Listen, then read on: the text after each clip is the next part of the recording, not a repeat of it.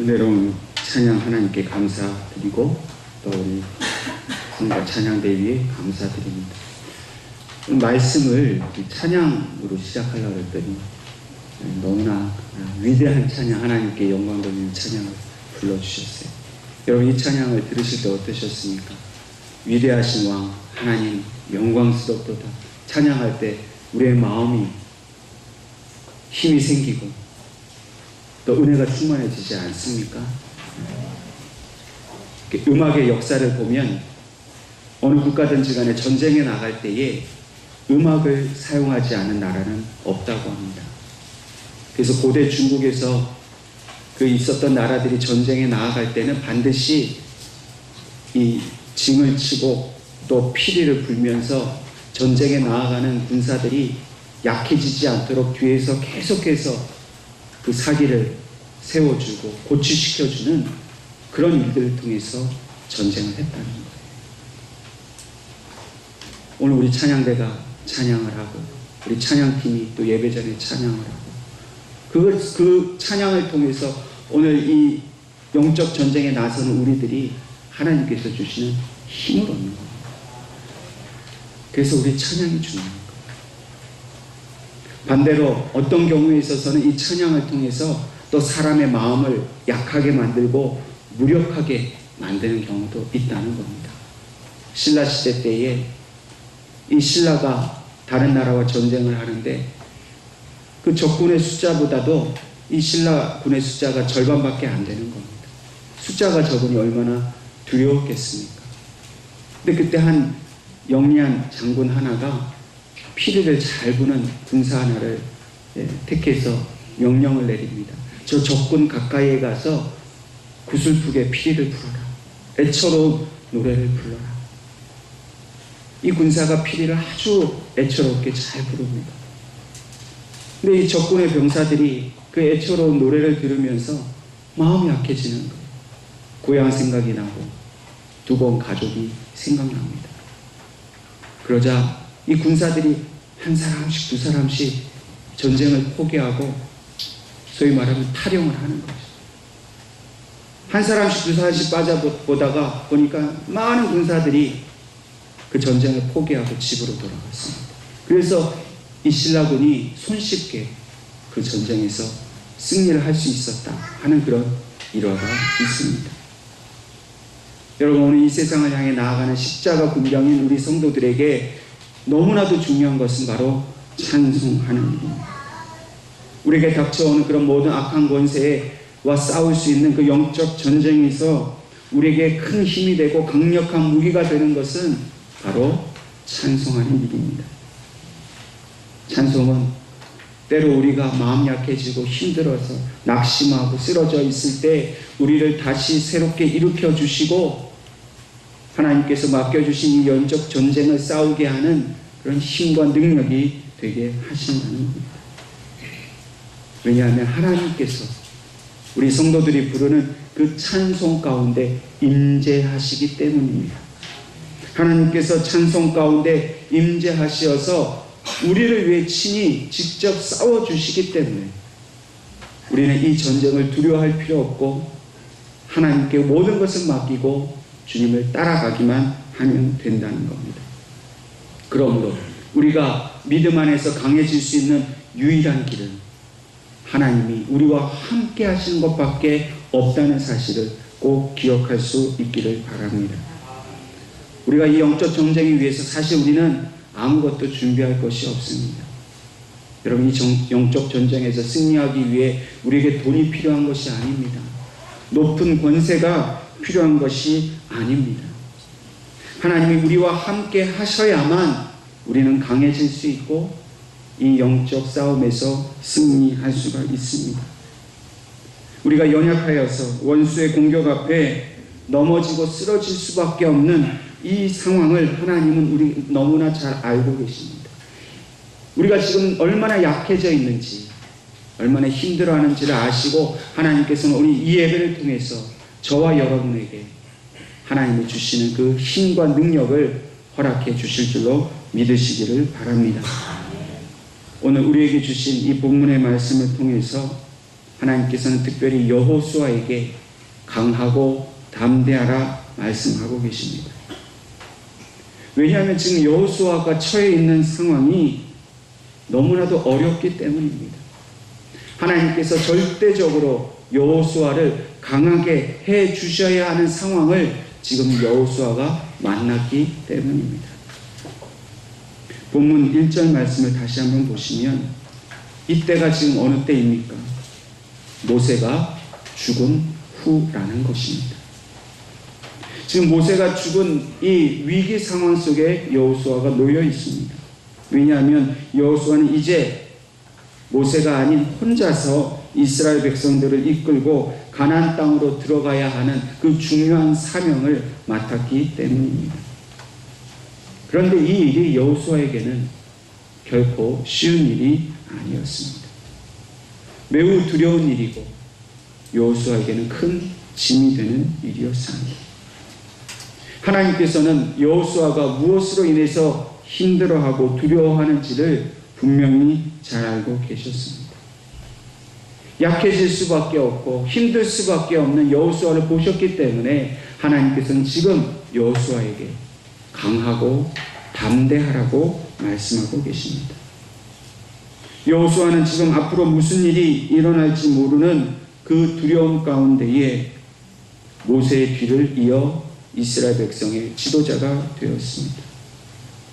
여러분, 본래 앞서가는 것보다 뒤에서 따라가는 것이 훨씬 쉽습니다. 여러분, 앞서가는 사람은 큰 책임을 집니다. 또 자기 자신뿐만 아니라 자기가 맡은 모든 백성들을 뒤돌아보고 살펴야 하는 막중한 책임이 있습니다. 여호수아는 사실 40년 동안 그 광야길에 모세가 앞서 나아갈 때에 모세만 바라보고 따라가는 그런 쉬운 일을 했습니다. 그런데 이제는 모세가 계시지 않고 본인이 그 모세가 했던 일을 해야 한다라는 그런 어려운 상황이 그에게 닥친 것입니다. 이 일이 여호수아에게는 큰 부담이었습니다. 부담이었을 뿐만 아니라 이 부담감은 두려움으로 변하게 되었습니다. 그리고 그 두려움 속에서 모세 선생님이 계셨으면 좋았을 텐데 라는 그 그리움 때문에 더욱 큰 외로움에 빠져 있었습니다. 이대로 두었다가는 여호수아가 영영 그 연약함에서 벗어나지 못하는 그런 위기 상황이 되어가고 있습니다. 하나님께서는 여호수아의 이러한 심리적인 상황이 변화되는 것을 정확하게 읽고 있었습니다. 오늘 하나님께서는 여호수아처럼 우리의 그 인생의 문제를 앞에 두고 연약해져 버리고 있는, 두려움 가운데 빠져 있는 우리의 위기를 잘 알고 계신다라고 말씀하고 있습니다. 여러분, 우리의 위기는 무엇입니까? 우리 앞에 있는 그 문제가 위기가 아니라 그 문제 앞에서 연약해져 버려 있는 우리, 두려움에 빠져 있는 그 상황이 위기인 것을 말씀해 주고 있습니다. 하나님은 그래서 우리의 연약함을 아시고 우리의 그 두려워하는 마음과 외로워하는 마음을 너무나 잘 아신다라고 말씀하고 있습니다. 그래서 하나님께서는 우리의 그 연약함 가운데, 그 위기 가운데 빠져 있는 우리에게 강하고 담대하라고 오늘 우리에게 말씀해 주시는 줄로 믿으시기를 바랍니다. 그리고 그 강함과 담대함을 통해서 반드시 이겨내게 하시겠다라고 오늘 우리에게 약속하고 계십니다. 여러분, 분명히 기억하십시오. 하나님은 한 번도 우리가 연약함에 빠져 있을 때, 두려움에 빠져 있을 때 우리를 도와주시지 않은 적이 없었습니다. 널 그냥 두려워하고 염려하라고 내버려 두신 적이 없습니다. 우리는 기억하지 못하지만 항상 우리의 두려움과 염려 속에 하나님은 성령님을 보내셔서 우리를 붙들어 주셨고 우리에게 힘을 주셨다는 사실을 우리는 분명히 기억해야 합니다. 그래서 우리가 해야 할 일은 하나님의 말씀을 항상 기억하는 일입니다. 그 말씀 속에 역사하시는 성령님을 의지하는 일입니다. 우리가 그렇게 의지하고 믿음으로 나아가면 하나님께서는 그 믿음을 보시고 믿음 안에서 반드시 우리를 강하게 하시는 분이신 것을 믿으시기를 바랍니다. 계속해서 하나님께서는 오늘 여호수아에게 2절 말씀을 통해서 일어나라 말씀하고 있습니다. 이 일어나라 하는 말씀은 말 그대로 그 몸을 일으키라 하시는 말씀입니다. 그런데 이 말씀은 단순히 그 몸을 일어나는 것만을 의미하지는 않습니다.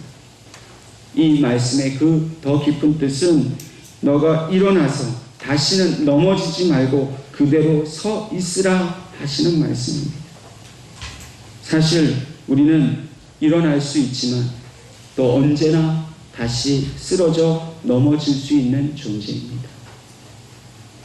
그런데 일어난 상태로 우리가 굳건히 서 있을 수 있기 위해서는 오직 한 가지가 필요합니다. 그것은 바로 하나님께서 우리를 붙들어 주시는 일입니다. 여러분, 내 힘으로 일어나서 힘있게 일을 하고 열심히 사는 것 같지만 결국 언젠가는 우리는 누워야 하고 넘어져야 하는 존재들입니다. 근데 하나님께서는 그 우리의 연약함을 아시기 때문에 우리가 다시금 일어나기를 원하시고 또 일어나서 다시는 넘어지지 않도록 항상 하나님은 우리를 붙들어 주기를 원하신다는 사실을 기억할 수 있기를 바랍니다. 하나님은 우리에게 일어나라 명령하시면서 동시에 다시는 네가 넘어지지 않도록 너를 붙들어 주마 라고 오늘 이 시간 우리에게 약속해 주시는 것을 믿으시기를 바랍니다. 뿐만 아니라 3절과 4절 말씀을 통해서 하나님께서는 이제 그 땅으로 가라 라고 여호수아에게 명령하고 계십니다. 하나님께서는 모세에게 가나안 땅에 대한 비전을 주셨습니다. 약속을 주셨습니다. 모세는 그 약속을 보았고 또 믿었기 때문에 40년 동안 이스라엘 백성들을 이끌고 그 광야길을 지나갈 수 있었습니다. 하나님께서 여호수아에게 강하라, 담대하라 말씀하신 그 이유는 바로 이 약속의 땅으로 여호수아가 그 백성들과 함께 들어가야 하기 때문이었습니다. 하나님이 주신 비전을 성취할 수 있는 사람은 여호수아 한 사람밖에 없었기 때문에 너는 그 비전을 보고 그 약속의 땅에 그 약속을 믿고 강하고 담대하여서 마침내 그 비전을 이루라고 하나님이 말씀하고 계시는 겁니다. 오늘 우리가 우리의 약하고 그 절망스러운 현실 속에서 하나님께서 오늘 우리에게 말씀하시는 바 그 강하고 담대하라는 그 말씀을 받아들여야 하는 이유가 무엇입니까? 그것은 바로 하나님께서 오늘 우리에게 주시는 그 비전과 약속을 우리가 성취해야 하기 때문입니다. 여러분, 우리는 그저 목적 없이 살아가는 인생이 아닙니다. 오늘 여러분들의 가정에 하나님께서는 비전을 주셨습니다. 여러분들의 자녀들에게 비전을 주셨습니다. 여러분, 그 비전은 어떻게 하여 이루어질까요? 내 힘으로는 할 수 없습니다. 내 힘으로 하려다가는 그 비전을 이루지도 못하고 중도에 포기하고 쓰러질 수밖에 없습니다. 그런데 하나님은 그 비전이 이루어지기까지 우리가 그 힘을 다하여 그곳으로 가기를 원하십니다. 그래서 오늘 우리에게 강하고 담대하라 말씀하시면서 우리를 지켜주시겠다라고 분명히 약속해 주시는 것입니다. 오늘 저와 여러분이 이 모세와 여호수아에게 주셨던 이 약속의 땅의 비전을 믿음의 눈으로 볼 수 있기를 바랍니다. 우리의 삶의 목적을 분명히 하기를 바랍니다. 우리가 무엇을 위해 사는지, 하나님이 나와 우리의 가정을 통해 우리의 자녀를 통해서 무엇을 이루기를 원하시는지를 그 분명히 알 수 있기를 바랍니다. 그것을 아는 사람, 그 비전을 가진 사람, 그 약속을 받은 사람은 결코 쇠약해지지 않습니다. 하나님이 날마다 힘 주시고 능력 주셔서 우리가 강한 믿음의 사람이 되어서 마침내 그 비전을 이루고 약속의 성취를 보게 될 것을 믿으시기를 바랍니다. 또한 오늘 5절 말씀 가운데에 내 평생에 너를 능히 대적할 자가 없으리니 내가 모세와 함께 있었던 것 같이 너와 함께 있을 것임이라 말씀하셨습니다. 여러분, 하나님이 여호수아와 함께 하시겠다는 겁니다. 근데 누구처럼 하겠다는 겁니까? 모세에게 하신 것처럼 하시겠다는 겁니다. 여호수아는 하나님께서 어떻게 모세와 함께 동행하셨는지를 잘 알고 있는 사람이었습니다. 그래서 하나님은 내가 지금 모세와 함께 했던 것을 보았는데 그 본 그대로 너에게도 내가 너와 함께 할 것을 믿으라 라고 말씀하십니다. 여러분, 믿음 안에서 강해지는 것은 우연히 일어나는 일도 아니고 한순간에 일어나는 일이 아닙니다. 그것은 그 믿음을 보는 것을 통해서 훈련을 받으라는 것입니다. 여러분, 믿음도 훈련입니다. 좋은 믿음을 본받기 시작하면 내 믿음도 좋아진다는 사실을 기억할 수 있기를 바랍니다. 특별히 본문 말씀에서는 여호수아를 모세의 수종자라고 말씀하고 있습니다. 이 수종자라는 말은 단순한 심부름꾼의 의미가 아닙니다. 이 말은 모세의 역할을 부분적으로 담당했던 참모 혹은 보좌관이라는 의미를 담고 있습니다. 다시 말해서 여호수아는 모세의 참모로서, 모세의 그 지도자로서의 사역을 곁에서 가장 잘 살펴볼 수 있는 그런 위치에 있었습니다. 오늘 우리 식으로 얘기하면 여호수아는 모세의 2인자였다는 겁니다. 그렇기 때문에 그 믿음의 본을 가장 잘 배울 수 있었던 사람이 바로 여호수아였다는 겁니다. 출애굽기 17장의 말씀에 보면 르비딤에서 이 이스라엘 백성과 아말렉이 전쟁을 할 때에도 그 전쟁에 앞장섰던 사람이 바로 여호수아였습니다. 출애굽기 24장에 모세가 시내산에 올라가서 하나님의 그 두 돌판의 언약을 가지고 내려올 때도 여호수아가 모세와 동행하였습니다. 가장 중요한 사건이 있을 때마다 여호수아는 항상 모세의 곁에서 그 본을 보고 배웠다는 것입니다. 이런 믿음 안에서 강하고 담대하게 살기를 원하십니까? 그렇다면 실력을 키워야 합니다. 이 실력이라는 것은 세상적인 실력을 말하는 것이 아닙니다. 믿음의 실력을 말하는 것입니다. 그리고 그 믿음의 실력은 잘 배워야 한다는 것입니다. 모세에게 약속하시고 실제로 그 능력을 보여주신 것을 우리도 배워야 합니다. 성경에 나타난 수많은 믿음의 사람들이 어떻게 하나님을 믿고 어떻게 하나님이 주신 능력을 가지고 승리하며 살았는지를 우리가 배워야 합니다. 나 혼자 잘 믿고 나 혼자 믿음 안에서 강해지는 법은 없습니다. 그래서 하나님께서는 오늘 우리가 하나님의 말씀을 읽으라고 말씀하시는 겁니다. 배워야 합니다. 나보다 더 믿음 좋은 사람 어떻게 믿는지 자세히 살펴보고 그 믿음 배워야 합니다. 성경에 나타난 인물들이 얼마나 위대한 인물들이 많습니까? 얼마나 좋은 교재를 우리에게 주셨습니까?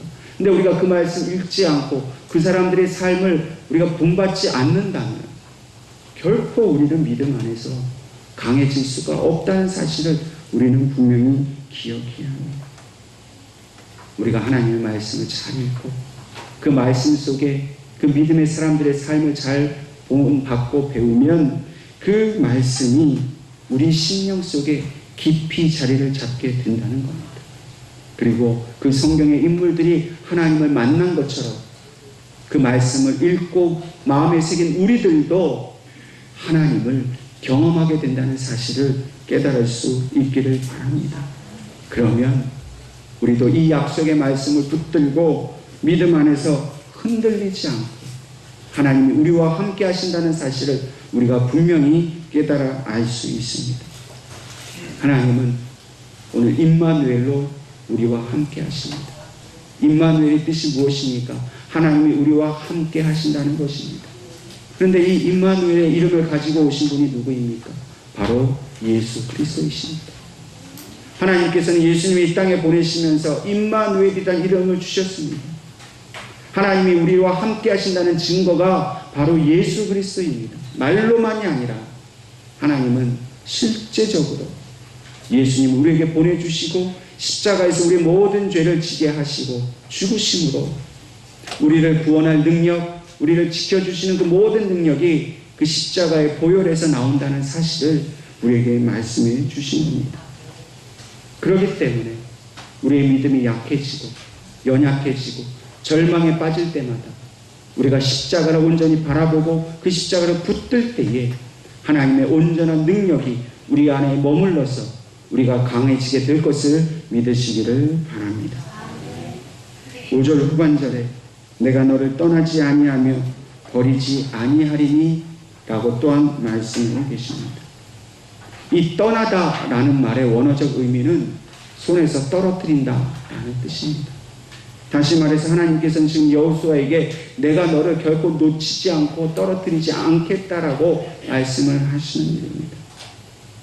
여러분, 사람은 아무리 손에 잘 들고 가고 꼭 쥐고 있는다 하더라도 알지 못하는 사이에 실수로라도 그것을 놓칠 수 있는 연약한 존재입니다. 갓 태어난 아기, 갓 태어난 자녀를 품에 안고 결코 놓치지 않을 거라 부모는 생각하지만 금세 딴 생각하고 잠깐 한눈 파는 사이에 얼마든지 우리는 그 소중한 자녀를 놓치고 떨어뜨릴 수 있습니다. 그러나 하나님은 결단코 우리를 놓치는 법이 없다라고 말씀하십니다. 하나님은 실수가 없으세요. 단 한순간도 우리를 떠나지 않고 우리를 놓치지 않고 떨어뜨리지 않는 분인 것을 믿으시기를 간절히 바랍니다.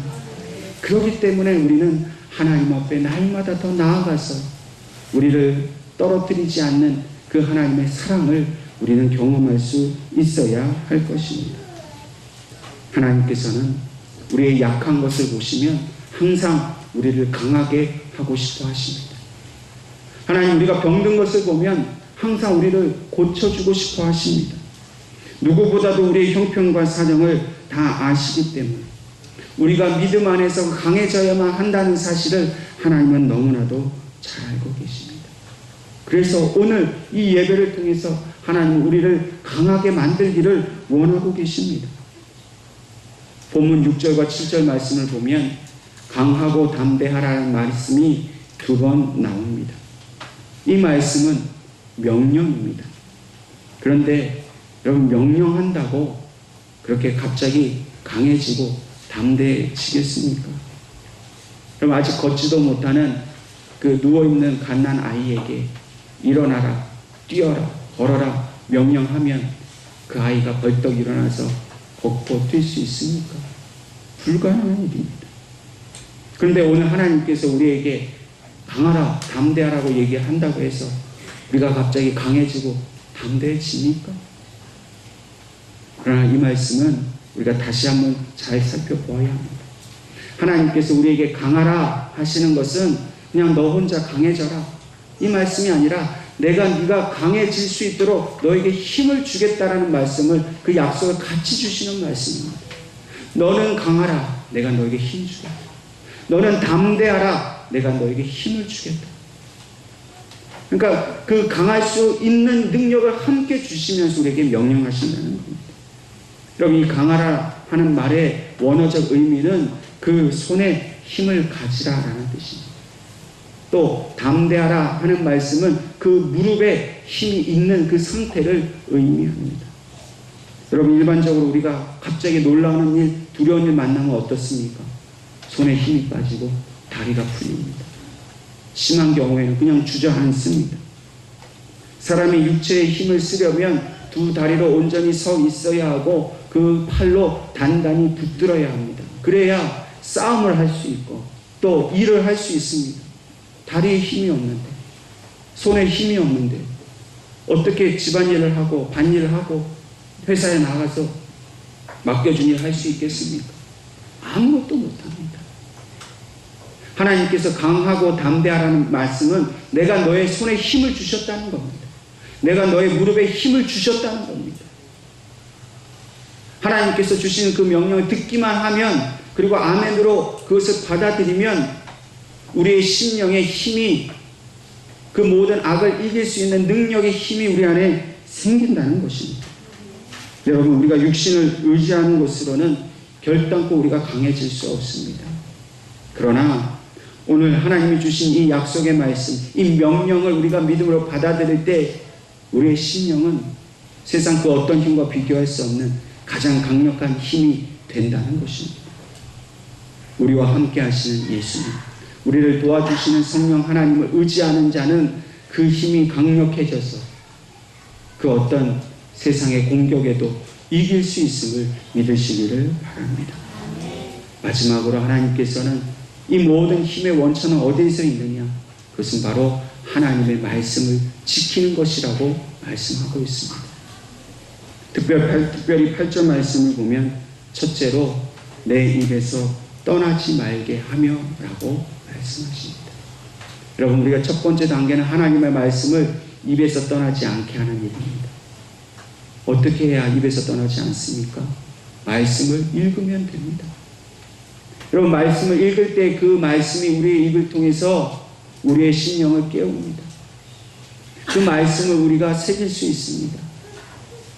그것이 떠나지 않고 우리를 지키는 힘이 되게 할 수 있습니다. 여러분들이 육신에 병이 들었다든지 요즘같이 더운 날에 기력이 딸렸을 때 우리는 어떻게 합니까? 약을 먹거나 몸에 좋은 영양제나 보양식을 먹습니다.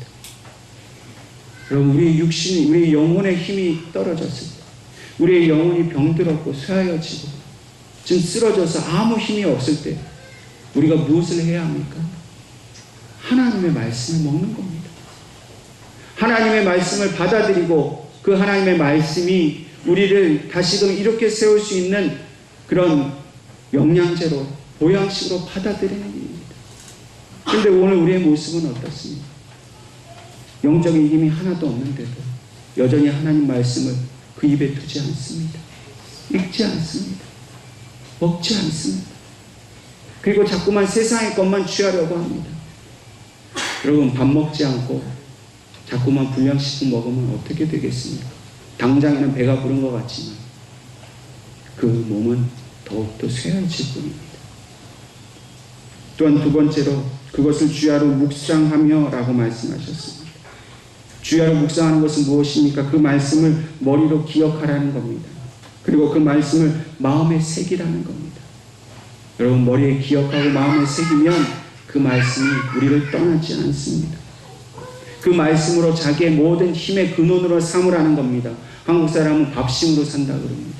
우리 믿는 자들은 하나님의 말씀의 힘으로 사는 겁니다.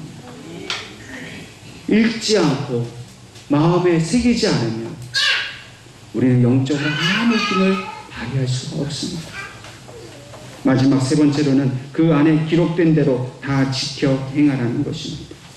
여러분, 우리가 말씀을 외우고 읽고 마음에 새기는 것도 중요하지만 가장 중요한 것은 그 말씀을 지켜 행하는 일입니다. 말씀을 아는 사람은 많습니다. 그런데 그 말씀대로 행하고 지키는 사람이 너무나도 드뭅니다.